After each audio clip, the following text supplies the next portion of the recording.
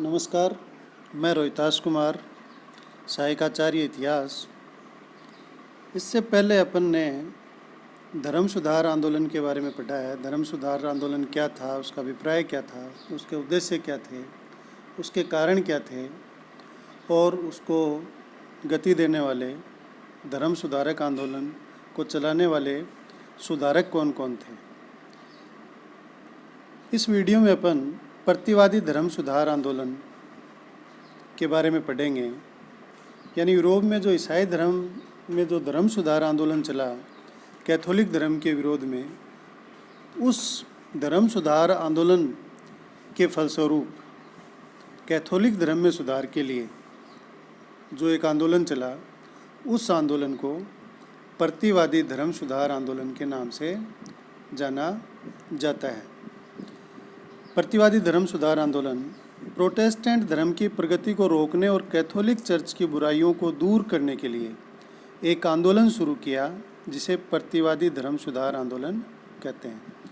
यानी कैथोलिक धर्म की जितनी भी बुराइयां थी और जो प्रोटेस्टेंट धर्म आगे बढ़ रहा था, उसको रोकने और कैथोलिक धर्म की बुराइयों और आडंबरों को दूर करने के लिए स्वयं कैथोलिकों ने कुछ प्रयास किए, अपने धर्म में सुधार के लिए कार्य किए। उसको प्रतिवादी धर्म सुधार आंदोलन कहते हैं। इस आंदोलन को चलाने की आवश्यकता क्यों पड़ी, इसके क्या कारण थे, उसमें पहला है प्रोटेस्टेंट धर्म का बढ़ता प्रभाव।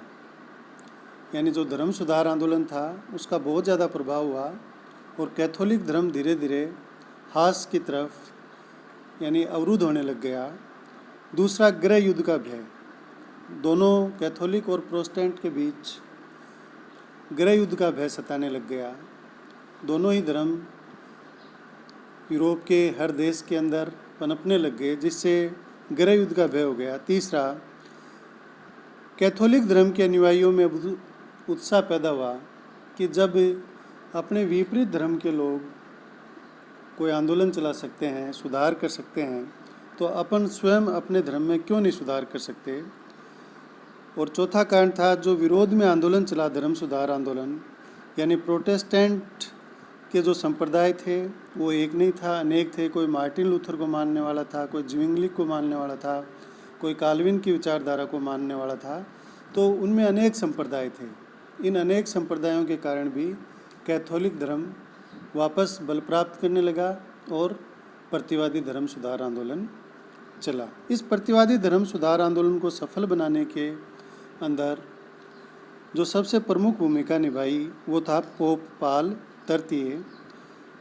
इस पोप ने सुधार की नीति अपनाई, यानी जो भी बुराइयां थी चर्च में, धर्म में, उनको सुधार के लिए कार्य किया और खुले दिल से स्वीकार किया कि सुधार होना आवश्यक है। इसके लिए ट्रेंट नगर की एक कौंसिल बुलाई गई। ट्रेंट नगर के अंदर कैथोलिकों की अपने मौलिक सिद्धांतों को स्पष्ट करने के लिए एक धर्म सभा बुलाई गई। कैथोलिक धर्म की बुराइयों को दूर करने तथा कैथोलिक धर्म के मौलिक सिद्धांतों के स्पष्टीकरण के लिए इटली के ट्रेंट नामक नगर में एक कौंसिल यानी धर्म सभा का आयोजन किया गया। इस सभा की बैठक 15 वर्षों तक यानी 1545 से 1563 तक लगातार होती रही। बैठक में पोप, बिशप, आर्क बिशप, पादरियों ने भाग लिया। इन बैठकों में चर्च के पुनर्गठन, चर्च में अनुशासन और व्यवस्था में सुधार करने के लिए अनेक नियमों का निर्माण हुआ। इतिहासकार हेज कहता है, ट्रेंट की कौंसिल ने कैथोलिक चर्च में महान सुधार कर मुख्य रूप से कैथोलिक धर्म के अस्तित्व की रक्षा में बड़ा योगदान दिया। यानी जो कैथोलिक धर्म पतन की तरफ जा रहा था, उसकी रक्षा में इस ट्रेंट नगर की जो कौंसिल थी, जो लगातार 15 वर्षों तक चलती रही, उसकी महत्वपूर्ण भूमिका है। उन्होंने सुधार के लिए नियम बनाए और जिससे कैथोलिक धर्म फिर से प्रगति की ओर बढ़ने लगा। दूसरा है जेसुइट संघ।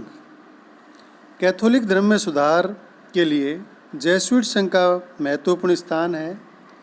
1534 ईस्वी में स्पेन निवासी इग्नेशियस लोयोला ने जेसुइट संघ की स्थापना की और पोप पाल तृतीय ने 1540 ईस्वी में इसे मान्यता प्रदान की।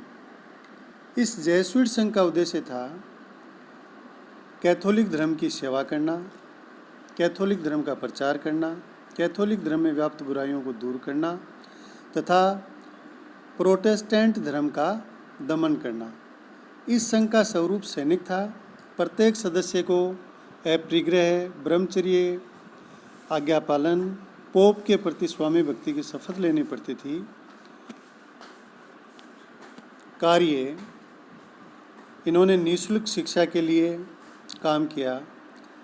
पोप तथा पादरियों का सादगीपूर्ण जीवन व्यतीत करें, ये भी तय किया। सेवा कार्य किए, धर्म प्रचार किया, चिकित्सा के कार्य किए। तो इस तरह के समाज की जो आवश्यकता थी उन कार्यों को इन्होंने किया, जिससे कैथोलिक धर्म के उत्थान में महत्वपूर्ण भूमिका निभाई और कैथोलिक धर्म का इनके द्वारा उत्थान किया गया। और इन जेसुइट संघ के कार्यों द्वारा प्रोटेस्टेंट धर्म की जो बढ़ती हुई प्रगति थी उस पर अंकुश लगाया गया। तीसरा है इनक्विजिशन न्यायालय। पोप पाल तृतीय ने 1542 में इनक्विजिशन न्यायालयों की स्थापना की। इन न्यायालयों में कैथोलिक धर्म के जो भी विरोधी लोग थे उनको कठोरतम दंड दिया जाता था और प्रोटेस्टेंटों का दमन का काम इस न्यायालय द्वारा किया गया। धर्म विरोधियों को मृत्युदंड तक दिया गया और ये न्यायालय अपने उद्देश्यों में सफल रहा। कारण क्योंकि पोप की सत्ता वैसे ही सर्वोपरि थी, एक न्यायालय स्थापित कर दिया गया और इस न्यायालय ने कैथोलिक धर्म के विरोधियों को कठोर दंड दिए। इसके साथ ही जेसुइट संघ जो कार्य कर रहा था कैथोलिक धर्म के उत्थान के लिए, जनसेवा का कार्य, शिक्षा, चिकित्सा, धर्म प्रचार के लिए, उससे जो आम ईसाई था वो फिर से कैथोलिक धर्म की तरफ बढ़ गया। अगला जो बिंदु आता है वो है ऑक्सबर्ग की संधि। 1546 ईस्वी में मार्टिन लूथर की मृत्यु हो गई थी। जब पवित्र रोमन सम्राट चार्ल्स पंचम ने प्रोटेस्टेंटों का दमन शुरू कर दिया तो जर्मनी में 1546 से 1555 तक गृह युद्ध छिड़ गया। अंत में 1555 ईस्वी में ऑक्सबर्ग की संधि हुई और गृह युद्ध समाप्त हो गया, जिसके अनुसार प्रत्येक शासक अपना व अपने राज्य का धर्म चुनने के लिए स्वतंत्र कर दिया गया। प्रोटेस्टेंटों की संपत्ति को मान्यता दे दी गई। साम्राज्य परिषद में दोनों मतों के समान प्रतिनिधित्व कर दिया गया और विरोधियों को कानूनी मान्यता प्राप्त कर दी गई। लूथर के अलावा अन्य किसी मत को मान्यता नहीं दी गई। इस तरह से जो यूरोप के अंदर धर्म सुधार आंदोलन चला था, कैथोलिक धर्म की बुराइयों के खिलाफ दूसरे लोगों ने चलाया था, बाद में जब कैथोलिक धर्म के लोगों को ये बात समझ में आई कि अगर धर्म में बुराइयां होंगी तो उनका जो धर्म है, उनका जो मत है वो कमज़ोर पड़ेगा, तो इन्होंने स्वयं ने एक आंदोलन चलाया जिसको प्रतिवादी धर्म सुधार आंदोलन कहा गया है। और इस प्रतिवादी धर्म सुधार आंदोलन को चलाने में जो सबसे प्रमुख भूमिका है वो पोप पाल तृतीय की है। इसके बाद में ट्रेंट नगर की काउंसिल, जेसुइट संघ और न्यायालय, इन्होंने प्रमुख भूमिका निभाई, जिसका परिणाम ये रहा कि धीरे धीरे जो प्रोटेस्टेंट धर्म था वो कम होता गया और कैथोलिक धर्म वापस प्रगति के मार्ग पर अग्रसर हो गया। इस तरह से यूरोप के अंदर जो धर्म सुधार आंदोलन हुआ वो पूरा होता है। धर्म सुधार आंदोलन की शुरुआत, उसके कारण, उसके उद्देश्य, प्रमुख धर्म सुधारक और उसके बाद में प्रतिवादी धर्म सुधार आंदोलन, जिसमें ट्रेंट नगर की काउंसिल आ जाती है, जेसुइट संघ आ जाता है, इनक्विजिशन न्यायालय आ जाता है और एक ऑक्सबर्ग की संधि जो सबसे महत्वपूर्ण है, जिसमें दोनों धर्मों को मान्यता प्रदान कर दी गई, जिससे जो गृह युद्ध की स्थितियाँ थी, जो अराजकता की स्थितियाँ थी, वो खत्म हो गई। धन्यवाद।